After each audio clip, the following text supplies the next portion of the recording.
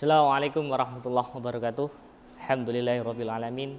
Wa bihi nasta'in umuri dunya waddin. Wassalatu wassalamu ala asyrafil anbiya'i wal mursalin sayyidina Muhammadin wa ala alihi washabihi ajmain amma ba'd.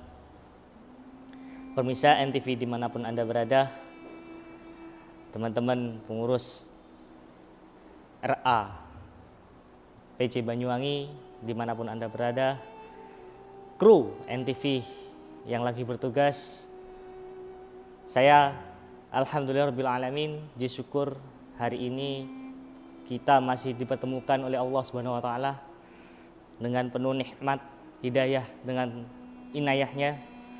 Salawat dan salam kami haturkan kepada junjungan kita Nabi Muhammad sallallahu alaihi wasallam, yang mana kita nantikan besok syafaatnya di yaumil qiyamah. Pemirsa NTV dimanapun Anda berada, kali ini Qalbun Salim kedatangan seorang narasumber, yaitu Gus In'amul Mutakin. Beliau pengasuh Pondok Pesantren Minhajul Tulab Krikilan, Glimor. Sekaligus beliau salah satu pengurus PC MDS Rijalul Ansor Kabupaten Banyuwangi. Mari kita sapa narasumber kita pada hari ini. Assalamualaikum, Gus. Waalaikumsalam. Sehat antum, Gus? Alhamdulillah, Gus. Alhamdulillah. Selama kita nggak ketemu ya, Gus ya. Alhamdulillah. Akhirnya kita ditemukan lagi di Qalbun Salim di acara NTV ini, Gus. Gus, tema hari ini yaitu tentang konsep beragama secara simple, Gus. Gimana itu, Gus? Maksudnya itu, Gus? Alhamdulillah. Alhamdulillah. Jadi Islam itu adalah agama yang sangat simple dan sangat luas. Disebutkan dalam Quran, A'udzubillahi minasyaitonirrajim. Bismillahirrahmanirrahim. Yuridullahu bikumul yusra wa la yuridu bikumul usra. Allah menghendaki untuk kalian semua itu kemudahan dan tidak menghendaki untuk kalian semua itu kesukaran atau kesulitan. Dan Nabi pun bersabda, innad dina yusrun, sesungguhnya agama itu sangatlah mudah. Berarti agama itu sangat mudah sekali ya, guys ya? Ya, alhamdulillah. Jadi sudah disesuaikan dengan Tuhan menciptakan segala sesuatu, sudah pasti pas untuk para hamba-hambanya atau makhluknya. Berarti nggak ada ya konsep beragama itu sulit atau apa, itu nggak ada ya, guys? Oh, nggak ada. Berarti semua agama itu mudah dikerjakan asalkan yang bersangkutan mau. Oke, guys. Terus kemampuan setiap orang itu kan mesti berbeda-beda, guys ya. Kemampuannya itu mesti berbeda-beda. Terus bagaimana konsep dalam pembelakuan syariat Islamnya di dalam agama itu kayak gimana, Gus? Oh, jadi di ayat lain disebutkan wa ma ja'ala 'alaikum fid dini min harajin. Jadi tidaklah kami jadikan atas kalian semua itu untuk dalam urusan agama itu kesulitan. Sehingga di tafsir Ibnu Katsir disebutkan Allah tidak akan membebani sekalian semua melainkan sesuai dengan batas kemampuannya. Jika sudah diberikan perintah, tentu pasti ada jalan keluarnya, pasti ada caranya. Sehingga Nabi pun juga beranggapan untuk beribadah sesuai dasar kemampuan kita. Jadi ketika diperintahkan perintah kepada kita semua, fa'tu minhu mastata'tum, maka kerjakan atau laksanakan semampu kalian. Ya, jadi harus sesuai dengan keadaan fisik kita, dengan kesibukan kita, semua berbeda-beda. Jangan disamakan antara yang satu dengan yang lain. Itu semua memiliki jadwal dan rutinitas yang berbeda-beda. Berarti kita itu beragama itu nggak harus si A itu loh bisa gini, nggak harus kayak gitu ya? Nggak harus, beda-beda. Beda-beda ya? Wong satu saudara aja beda-beda jadwalnya. Oh gitu. Bukan hanya jadwal agama, jadwal rezekinya pun berbeda-beda. Oh iya, meskipun bisnis itu bisa ditiru, tapi rezeki belum tentu. Oh gitu ya. Berarti sesuaikan dengan kemampuan kita untuk beribadah gitu sih. Untuk beragama gitu.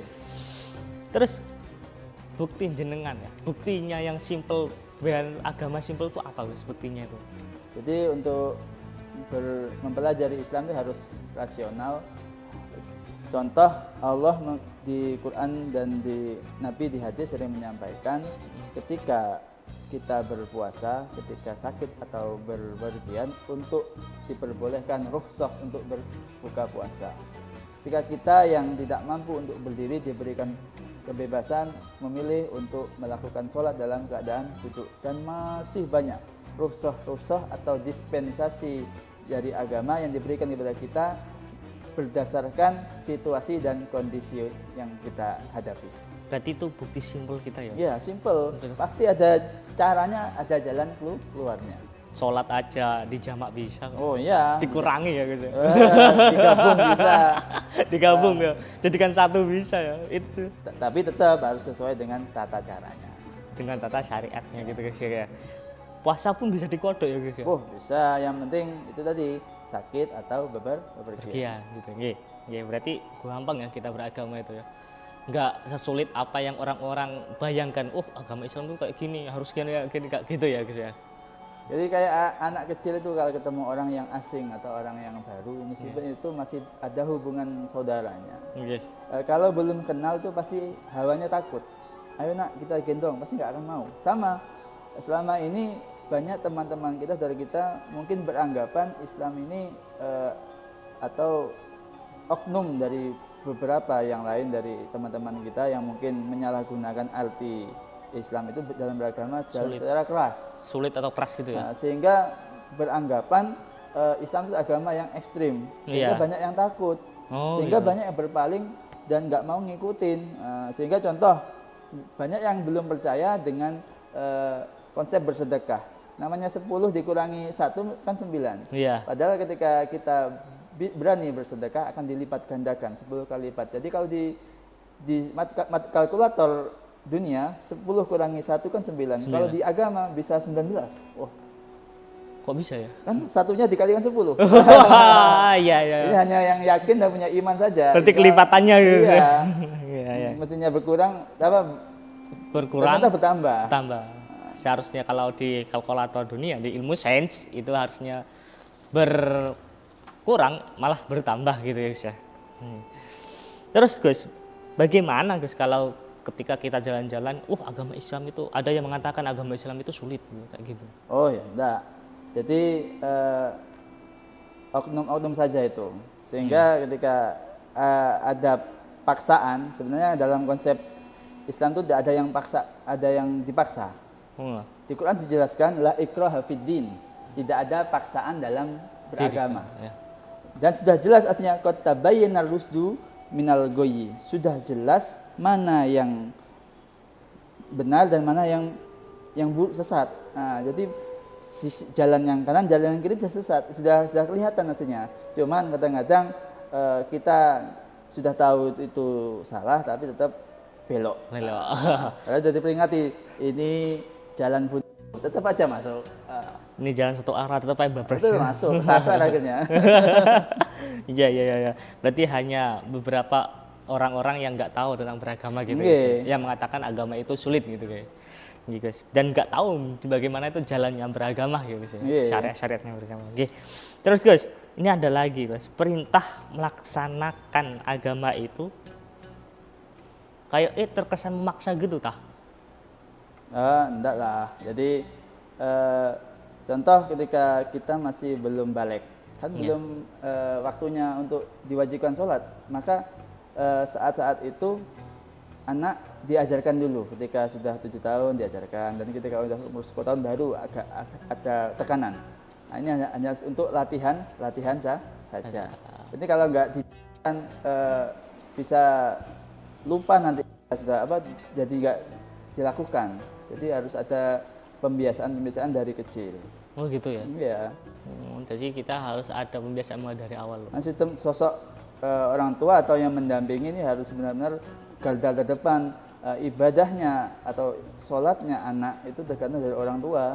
Nah, jadi kalau ketika orang tua tidak membiasakan atau memastikan, jangan tanyakan anak ini sholat apa enggak gitu loh. Iya.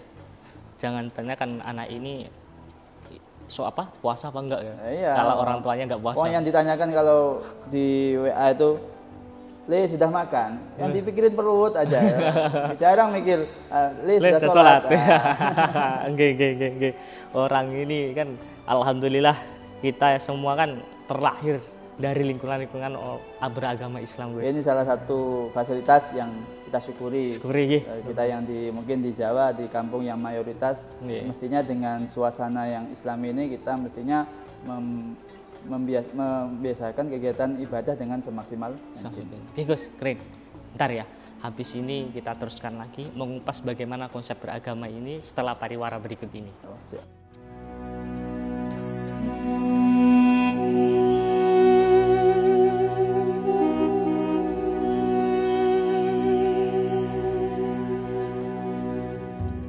Pemirsa NTV dimanapun Anda berada, masih bersama saya Yuslifar di acara Kebun Salim pada hari ini.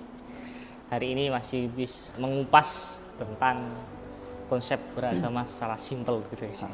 Oke, Gus, bagaimana Gus ya? Bagaimana konsep ya untuk mengarahkan semampunya untuk beragama itu kayak gimana? Ketika kita nggak mampu, bagaimana konsepnya kita untuk semampunya itu, guys? Tadi kan di awal sudah dijelaskan, rukhsah itu hanya bisa diambil ketika dalam situasi dan kondisi tertentu. Bukan berarti terus kalau nggak mampu, nggak sempat, nggak dikerjakan sama sekali, atau nggak diberikan selesai gitu hukumnya, ya nggak bisa. Jadi Rasulullah pernah berjalan lalu ditanya, ya Rasulullah, akhbirni bi amalin yudkhilunil jannah wa yubaiduni anin nar. Ya Rasul, kabarkan kepadaku amalan yang bisa mendekatkanku ke surga dan menjauhkanku dari neraka. Rasul langsung tertakjub dengan pertanyaan itu. Oh, pertanyaan yang sangat berbobot sekali. Dan ini dijawab oleh Rasul, ya cukup sembahlah Allah, jangan menyebut syirik kepadanya, lalu sholat, zakat, puasa, dan laksanakan haji atau kerjakan ibadah. Itu rangkaian ibadah dikerjakan, maka itu adalah salah satu amalan untuk mendekatkan kita ke surga. Mau surga tapi nggak ngapa-ngapainnya gimana? Masuk beli rumah aja nggak ada yang gratis, masuk surga gratis gimana toh? Iya. Semuanya sekarang itu nggak ada yang gratisan. Iya, harus ada usahanya. Kencing aja bayar. Gitu. Berarti kalau kita sesulit apapun, nggak sempat apapun, kita masih diberikan tetap kewajiban dan itu akan dicatat. Nah. Dan itu Gus, kalau di situ ada nanti biasanya tuh anak-anak muda ini Gus, anak-anak muda itu sholat apa namanya, sholatnya bolong-bolong karena sering ketiduran Gus. Berarti sesulit apapun, sebolong-bolong, semolor-molornya tidur masih diberikan untuk bisa melaksanakan ibadah. Oh, gitu nanti ya? ada pembahasannya sendiri tuh. Oh gitu. Jadi kalau sekarang lagi tren hidup saya terserah saya, sok mena tuanya tobatnya, sekarang masih muda, kita nikmati dulu. Wah, ini yang perlu kita tekankan pada generasi milenial. Memang dalam tadi dijelaskan tidak ada paksaan dalam beragama. Namun dalam hidup semua ada aturan. Ada SOP, job description. Contoh ketika kita ditakdirkan jadi pimpinan kantor atau pimpinan suatu perusahaan organisasi, tentunya punya aturan tersendiri. Ketika karyawan atau bawahan kita melakukan tugas sesuai dengan baik, akan mendapat rewards.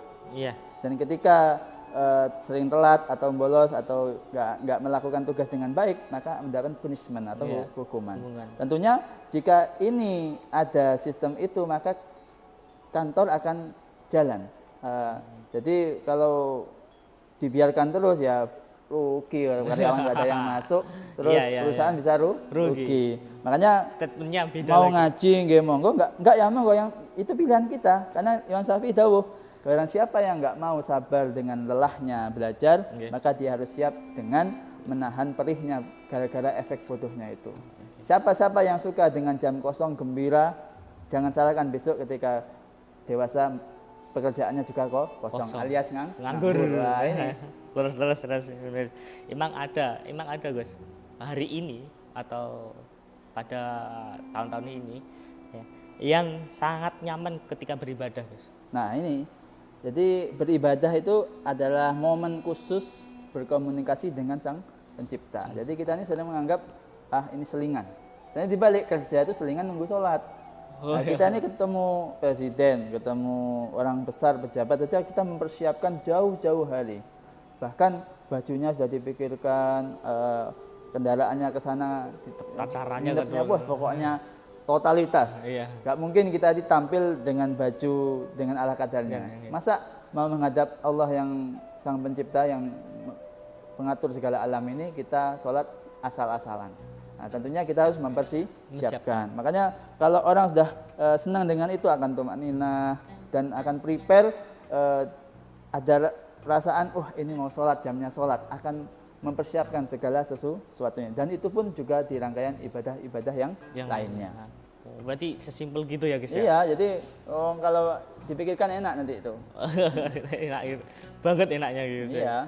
Dan nggak berpikiran kan biasanya orang di sawah itu ya nggak sempet sholat, nggak sempet untuk prepare, terus ala kadarnya itu nggak apa-apa berarti guys ya kan?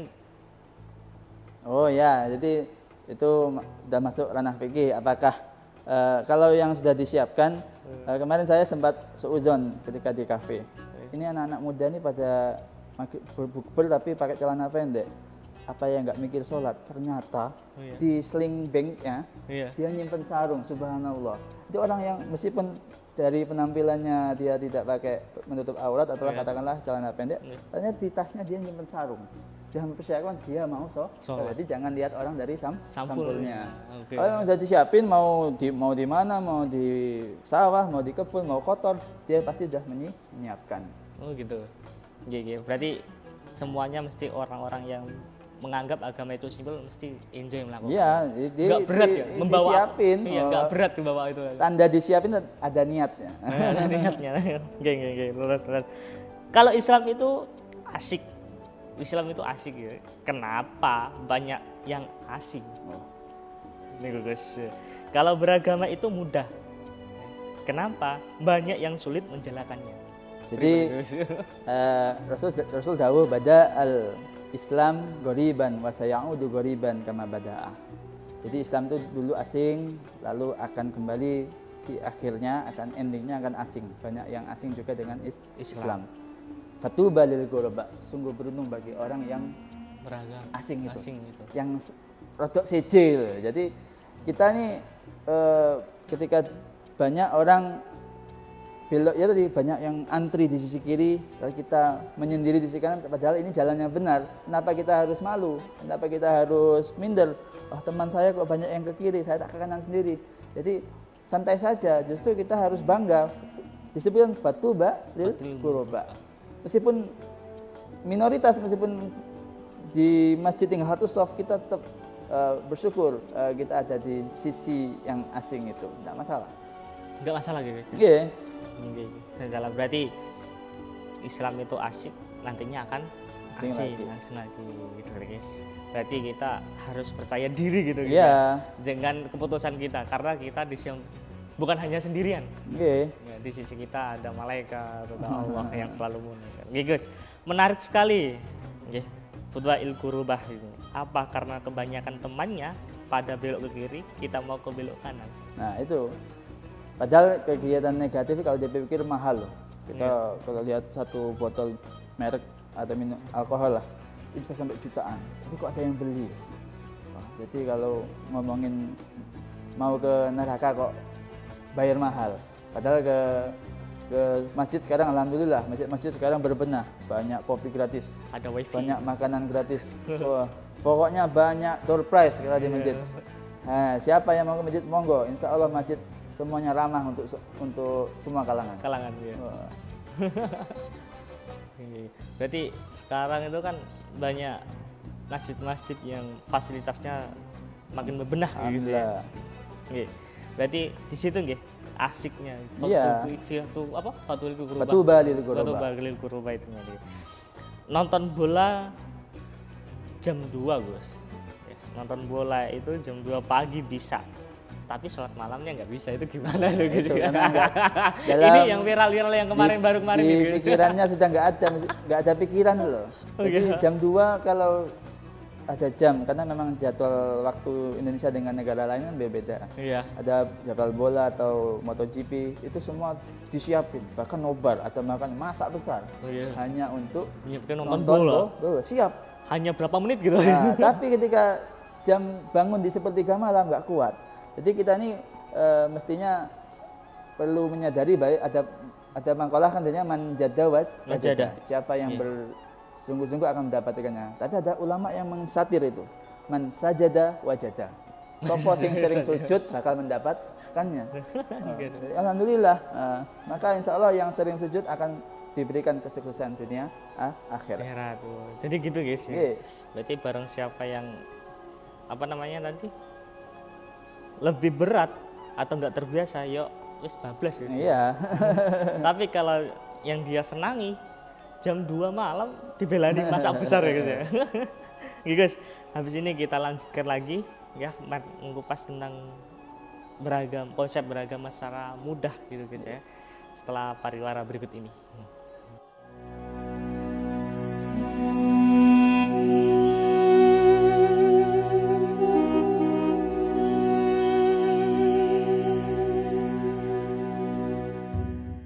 Pemirsa NTV dimanapun Anda berada, kali ini masih bersama dengan saya Yuslifar di Kolbun Salim. Ya, hari ini masih mengupas bagaimana beragama Islam itu mudah gitu guys.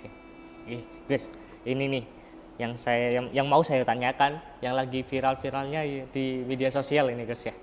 Bagaimana guys? Dakwah yang menarik itu seperti apa? Jadi konsepnya fasaddidu faqaribu wa abshiru. Jadi luruskan atau nasihati dengan baik, dekati pendekatan yang baik, lalu berikan kabar yang enak-enak sajalah tentang urusan agama ini. Oh gitu. Biar lebih menarik. Lalu buat kegiatan agama dakwah itu semenarik mungkin. Se-enjoy mungkin gitu ya? Iya, agar yang hadir itu nggak canggung gitu loh. Oh gitu. Berarti bagaimana konsepnya dakwah itu bene sing ndelok iku ada penariknya gitu ya. Iya. Nggak harus ngaji gitu. Ya digabung-gabung dengan kegiatan-kegiatan yang modern lah. Yang kekinian-kekinian. Apakah boleh, Gus? Kita berdakwah dengan berkolaborasi dengan entertainment gitu, Gus? Asalkan tetap pada aturan-aturannya enggak masalah. Jadi kalau yang disenangi anak sekarang apa? Contoh goes, atau riding, naik Vespa, gitu, touring bersama. Jadi kita harus mengakomodasi, mengajak mereka. Kalau dulu sekarang ini ranahnya ahli fikih nih, musik Islami, wah ini nggak apa-apa, ya asalkan itu bisa menarik orang-orang yang di sektor itu bisa untuk masuk ke ibadahnya gitu ya, dan lebih enjoy kita diterimanya gitu guys ya. Tapi ingat, namanya orang mancing itu paling efek pasti kecipratan airnya. Iya kan, kena apanya. Yang bahaya kita ini ketarik sama ikannya, nyemplung guys. Kecemplung. Jadi kita ini harus hati-hati, kalau nggak kuat kita yang kemakan ikannya atau kita yang bisa narik ikannya. Oh gitu ya. Iya. Jadi konsepnya ibadah itu seperti gitu ya. Ya berdakwah gitu ya. Iya, kita ya harus pancingnya yang bagus, yang kuat bener, baru kita mancing. Kalau nggak berani ya nyari di kolam yang kecil aja lah. Kalau yang di luar sana agak berat, harus pancing yang benar-benar kuat. Berarti dasarnya harus kuat dulu gitu ya. Masing-masing lah. Iya. Jorannya harus kuat, persiapannya kudu benar-benar siap, mentalnya kudu siap. Ya Gus, siap. Kalau Islam komunitas ini Gus, ya, komunitas Islam ini terkesan eksklusif, ya. Sungkan untuk masuk Gus. Nah ini gimana gitu? Kadang menganggap sisi orang yang jauh dari agama atau para pendosa itu adalah orang yang beda. Ini kita sekali lagi kita anti dengan kegiatan yang nggak baik, tapi jangan benci pelakunya. Oh gitu. Berarti kita itu biasanya kan benci pada satu orang, tapi benci sama organisasinya gitu maksudnya. Nah gitu. itu, ini pernah loh Nabi Musa ke gunung, ini ngomongin pendosa loh ya. Iya, benar. Nabi Musa bermunajat ketika, wahai Tuhan orang yang baik, wahai Tuhan yang beribadah. Allah jawabnya labbaik 1 kali. Tapi ketika disebut wahai Tuhannya para pendosa, Allah menjawab labbaik, labbaik, labbaik 3 kali loh. Wow. Jadi sisi pendosa ini juga termasuk dalam yang diperhatikan oleh Allah Subhanahu wa taala. Berarti bukan hanya orang yang taat beragama, sih pendosa ini aja Ya juga diperhatikan. Perhatikan Nah, ya. Jadi jangan buat klaser-klaser lah. Kegiatan-kegiatan itu tetap menyaring siapapun, kondisi spiritual apapun kita harus siap menerima, terbuka. Terbuka gitu ya. Berarti kita konsep dakwah bukan hanya untuk mengajak orang-orang yang satu aliran kepada kita. Iya. Ya, itu kan kalau kita mengajak satu aliran kan Terkesan eksklusif. eksklusif Nah, gitu ya. beda, nggak boleh masuk. Ini nggak boleh. Iya. Makanya jangan lihat dohirnya. Ini aja ya. Kita ini hobi. Ada apa-apa langsung dilihat luarnya, langsung dicaci, langsung dijudge, dihakimi. Padahal dulu ada di Irak tuh ada orang yang selama hidupnya terkenal dengan keburukannya. Meninggal. Istrinya minta tolong ke seluruh tetangganya untuk mengurusi pemakaman, nggak ada yang mau. Bingung. Lalu sampai ke rumahnya salah seorang ulama itu langsung mengajak para santri-santrinya, loh masyarakat demo, loh Ustaz, Yai kenapa diurus ini loh orang jahat, orang buruk.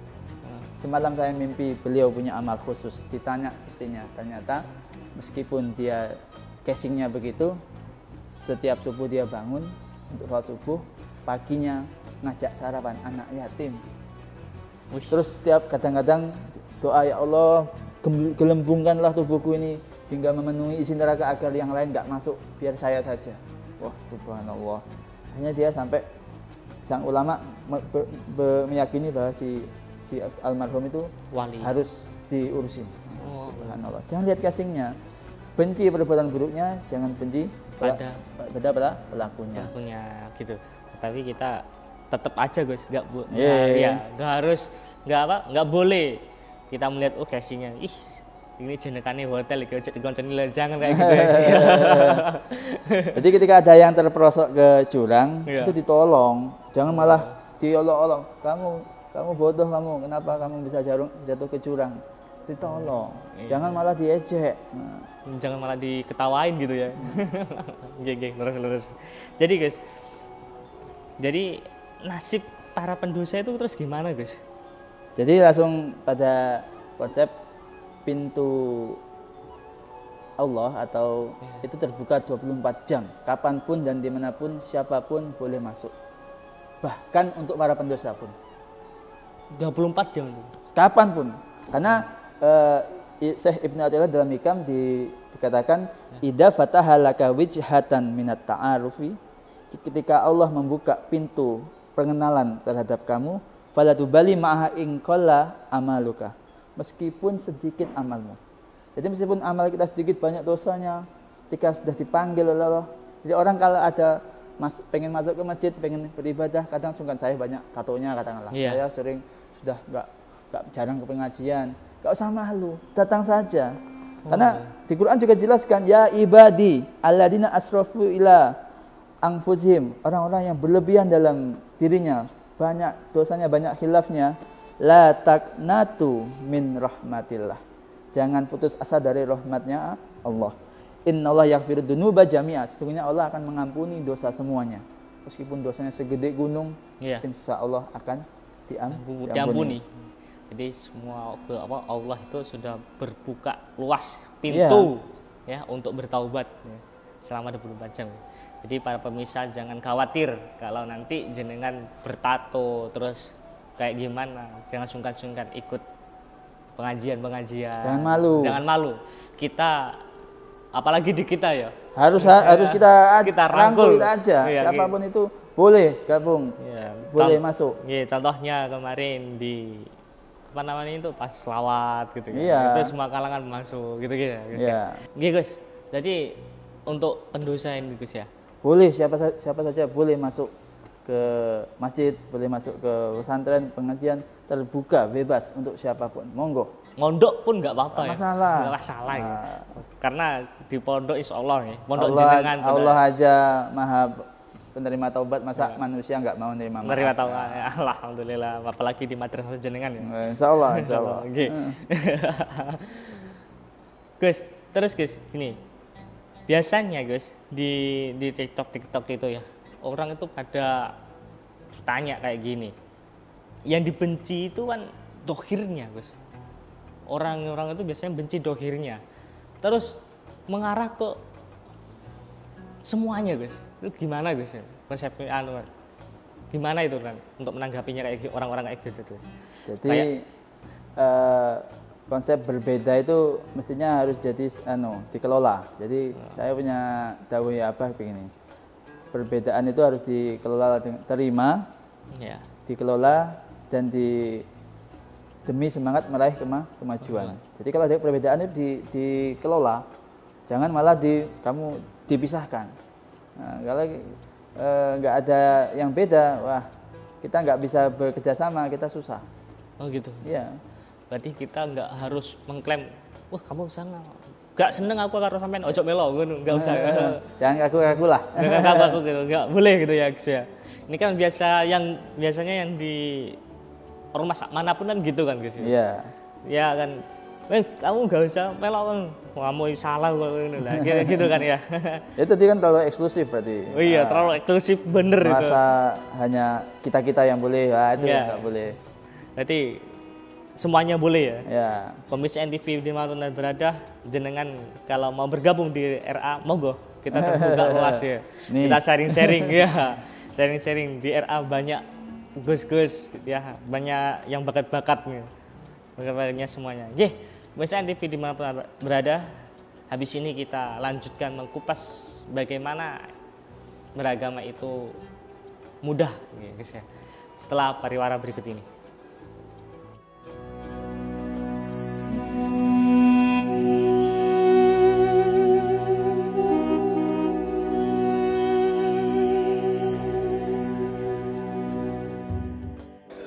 Pemirsa NTV dimanapun Anda berada, masih bersama saya Yuslifar di acara Kebun Salim. Kali ini masih mengupas tentang bagaimana beragama itu sangat mudah Gus. Ini saya tanya lagi Gus, karena ini yang biasanya ditanyakan oleh para pemirsa ini Gus. Asiknya menjadi umat Nabi Muhammad itu gimana sih? Oh, jelas beda lah. Nabi terbaik, Nabi akhir zaman, pelengkap semuanya. Tentunya pasti banyak asiknya. Kan semua Nabi kan asik Gus. Iya, ini terasik nih. Oh terasik ya, terhibur berarti. Nabi pernah menukil ayat ketika Nabi Ibrahim ngomongin bandelnya umatnya. Ya Rabbi innahunna adlana katsiran minan nas. Gusti mereka itu loh, wis para berhala sudah menyesatkan para umatku sudah kayak gitu. Nabi Ibrahim tahu gini, faman tabi'ani fa innahu minni. Jika mereka mengikuti aku, sesungguhnya itu golonganku. Jadi ini kelompokku. Waman asoni, dan siapa-siapa yang mendurhakaiku, fa innaka ghafurur rahim. Maka sesungguhnya engkau Maha Pengampun dan Maha Penyayang. Jadi Nabi Ibrahim memintahkan ampun ketika para umatnya agak bandel. Nabi Isa pun beda konsepnya. In tu'adzibhum fa innahum ibaduk. Jika mereka bandel, engkau mau menyiksa mereka ya Allah, itu hambanya panjenengan, terserah engkau.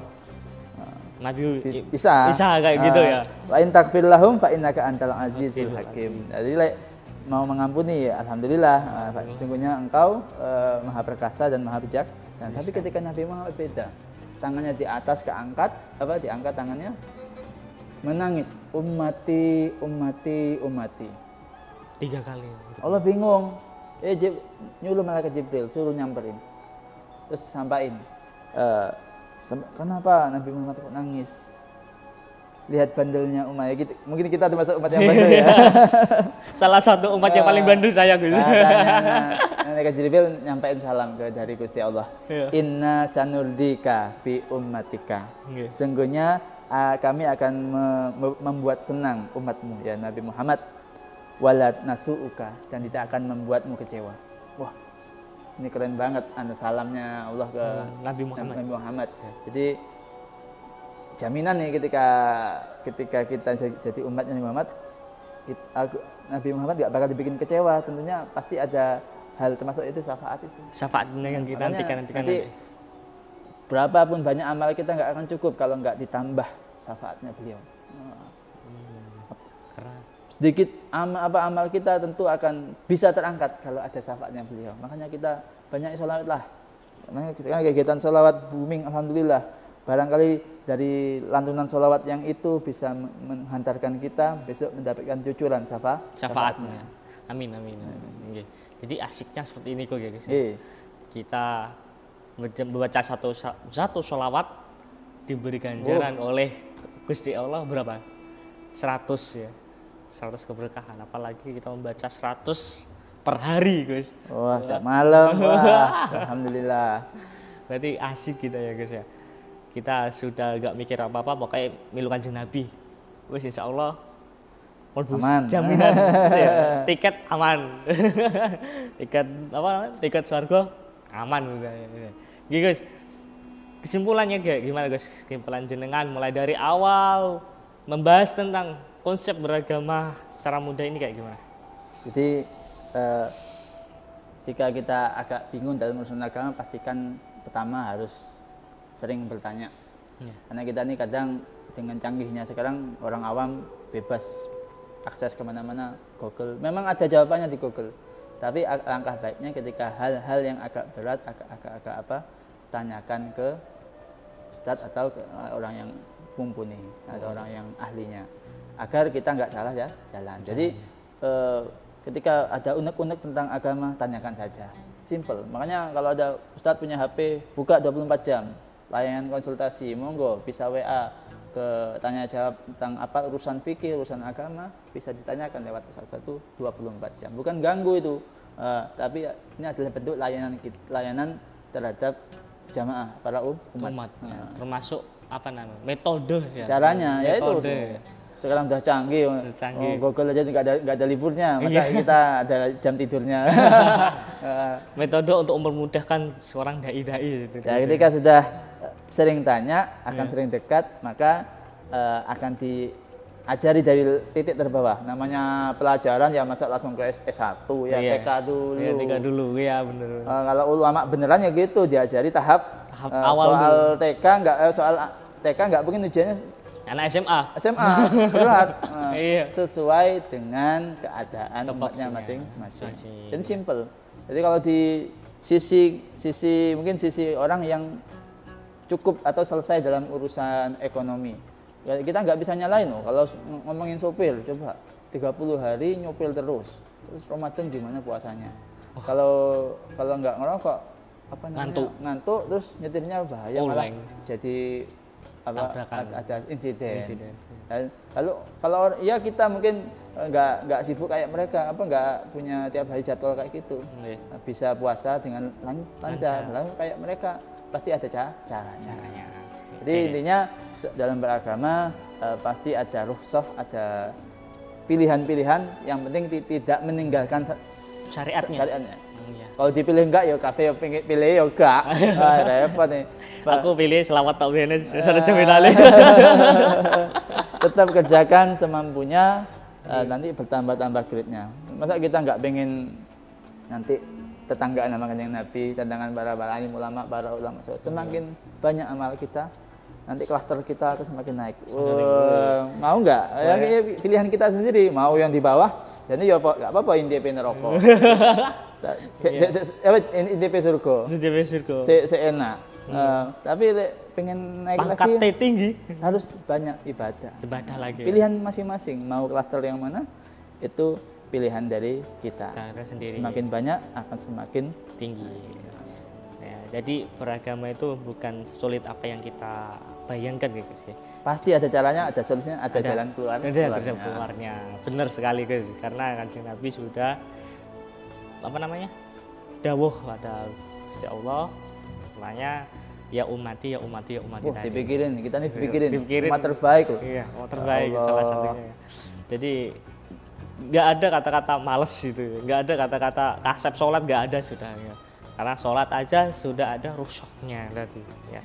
Puasa sudah ada kodoknya.